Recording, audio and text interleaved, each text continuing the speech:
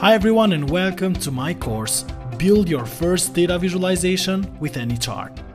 My name is Servis Trupia, and in this course we are going to talk about AnyChart as an easy to use and super fast JavaScript charting library that will provide any data visualization you need. Some of the major topics that we will cover include setting up AnyChart in web application, generating line and pie charts, and also AnyChart visualization formatting.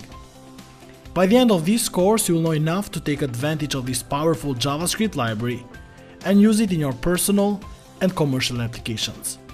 I hope you'll join me on this journey to learn about building charts using AnyChart library with the Build Your First Data Visualization with AnyChart course here at Pluralsight.